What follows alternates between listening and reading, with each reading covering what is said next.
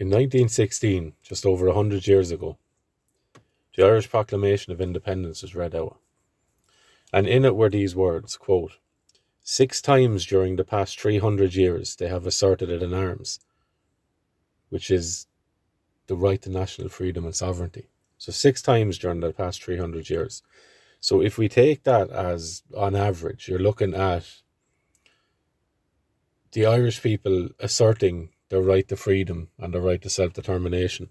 On average, every 50 years you get an armed uprising, or you get a substantial uprising.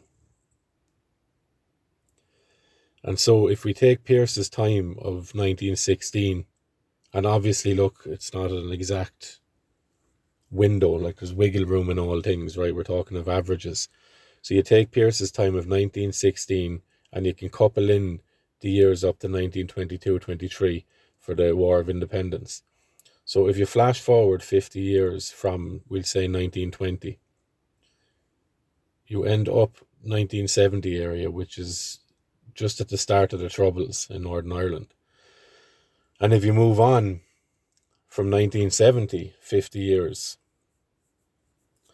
you end up where we are, nearly at the outer window of it, okay?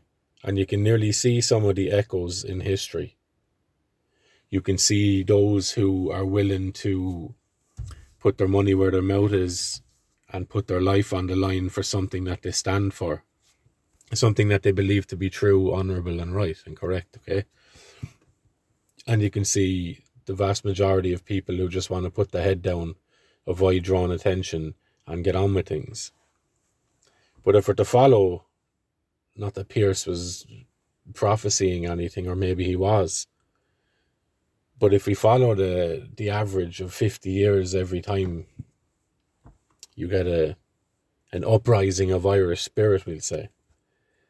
Then we're in the midst of that. And you can also see as well the smear campaigns, the poisoning Irish people against other Irish people. This is all Civil War stuff. This is all Eamon de Valera stuff. Okay, and it's peeking its head above the frothy waters again, you know.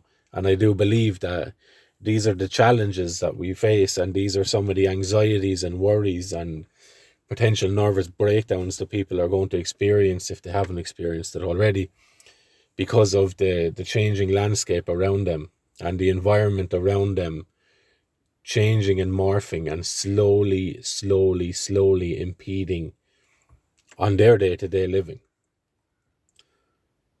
I believe a lot of that is going to come to the surface, and while it's honest to point at the external causes of these things, there also needs to be made room for the internal manifestation of these things and where they come from, okay?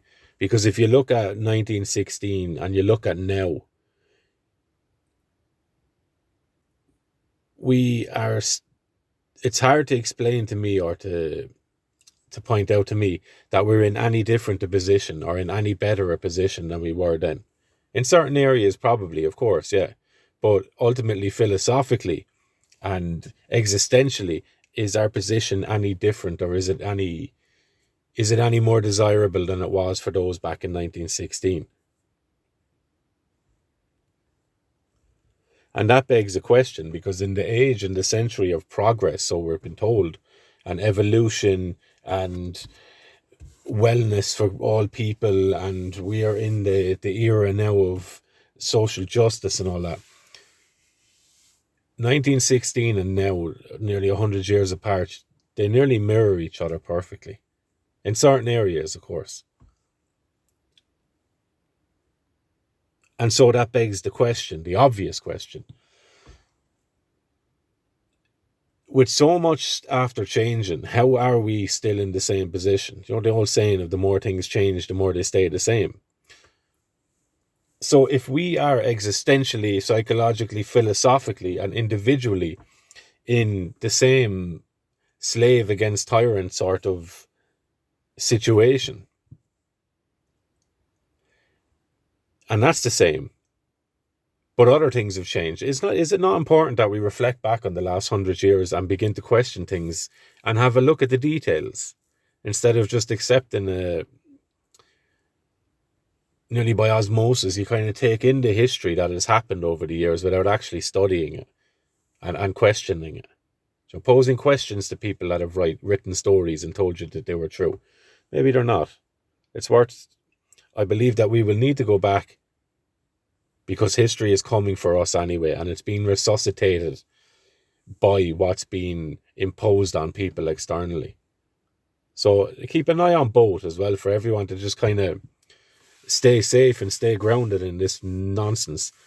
To absolutely take in information externally and have a look at what's going on around you, but take some time for your own heart and soul as well, because this stuff will take the life out of you. You know, the not knowing, the lack of control, the feeling of helplessness, all that stuff will put you in an early grave, earlier than you might want to have wanted it to have been. So take some time for yourself and nurture yourself and plug out from soaking in so much information that you can't really do anything about it. You feel like you can't do anything about it. Tend to your own heart and your own soul, and have a little smile and laugh in life as well, because look, we're not going to be here forever and we'll go out smiling or we'll go out roaring, but we'll be going out nonetheless. Okay, so take it easy. I just wanted to bring that to mind as well, the 50-year thing, because it's interesting. I find it interesting. And you can go back as well. You can go onto Wikipedia and just look back. Like, Irish history is fraught with skirmishes and battles and all this stuff, but there tends to be a good, solid one every now and again, you know? And we seem to be falling in that kind of period. So prepare accordingly, so to speak.